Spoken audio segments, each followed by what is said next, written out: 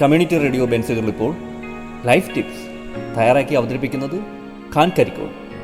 സാങ്കേതിക സഹായം Boney J base. Life ടിപ്സിലേക്ക് ഏവർക്കും സ്വാഗതം. ഞാൻ ഖാൻ കരിക്കോൾ. കാണാതെ പഠിക്കുന്നതാണോ അർത്ഥം മനസ്സിലാക്കി പഠിക്കുന്നതാണോ നല്ലത്? അർത്ഥം മനസ്സിലാക്കി ഉള്ള പഠനമാണ് കൂടുതൽ കാലം മനസ്സിൽ നിലനിൽക്കുന്നത്. ആ ഭാഗം ചെറിയ യൂണിറ്റുകളായി വിധിച്ചു പഠിച്ചാൽ ഏറെ ഗുണകരമാകും. ആവർത്തിച്ചുള്ള പഠനമാണ് വേണ്ടത്.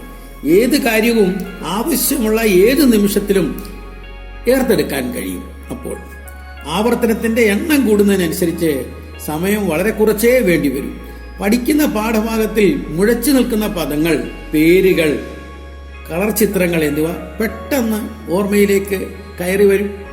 അത് മനസ്സിന്റെ ഒരു പ്രത്യേകതയാണ്. നിങ്ങളുടെ നിരീക്ഷണം അതിന് ഷാർപ്പാകണം.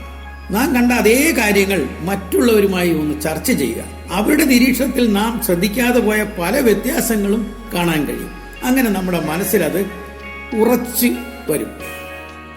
ചില കുട്ടികൾ പഠനത്തിൽ പലപ്പോഴും പുറകോട്ട് പോകുന്നു. അത് പഠനത്തിൽ പുറകോട്ട് പോകുന്നത് ബുദ്ധിക്കുറവോ കഴിവില്ലായ്മയോ കൊണ്ടായിരിക്കില്ല. താല്പര്യവും ശരിയായ പഠനക്രമം ഇല്ലാത്തത് കൊണ്ടാണ്. പഠനം കാര്യക്ഷമമാകാൻ ആദ്യമായി പഠിക്കാൻ ഒരു സ്ഥലവും സമയവും കണ്ടെത്തണം. ടിവിയുടെയോ മറ്റെന്തിന്റെ ശബ്ദങ്ങളുടെ ഇടയിൽ പെട്ടുപോകാതെ പഠനത്തിന് സഹായകരമായ ഒരു ചുറ്റുപാടുണ്ടാകണം. എന്നും കൃത്യസമയത്ത് തന്നെ പഠിക്കണം.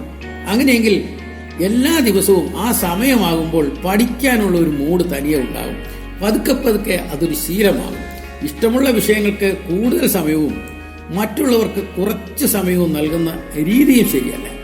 ഇഷ്ടമുള്ള വിഷയം തന്നെ പഠിച്ചാൽ മറ്റു വിഷയങ്ങൾക്ക് പിന്നിലായി പോകും. സമയക്രമം ചിട്ടപ്പെടുത്തി പഠിക്കണം. ഓരോന്നിനും ശരിയായ സമയവും ഉണ്ടാകണം. വിഷയത്തിന്റെ കാഠിന്യവും കണക്കിലെടുക്കണം. സമയക്രമം കൃത്യമായി അനുസരിക്കുകയും വേണം. പഠിക്കേണ്ട സമയത്ത് ദിവാസ്വപ്നങ്ങൾ കാണുകയോ TV കാണുകയോ കൂട്ടുകാരോട് വർത്തമാനം പറഞ്ഞ് സമയം പാഴാക്കുകയോ ചെയ്യരുത്. പഠിക്കുമ്പോൾ പൂർണ്ണമായി തന്നെ പഠിക്കണം. കളിക്കുമ്പോൾ കളിക്കാനും കഴിയണം. ഇവ രണ്ടും കൂട്ടിക്കലർത്തരുത്. ഇങ്ങനെയൊക്കെ ഒരു പഠനക്രമം കൂടി സ്വീകരിക്കൂ. നിങ്ങളുടെ പഠനം കാര്യക്ഷമമാകും. നിങ്ങൾക്ക് ഉയർന്ന ഗ്രേഡ് കിട്ടിയിരിക്കുക തന്നെ ചെയ്യും. ഏവർക്കും ശുഭദിനം ആശംസിച്ചുകൊണ്ട് നിർത്തട്ടെ.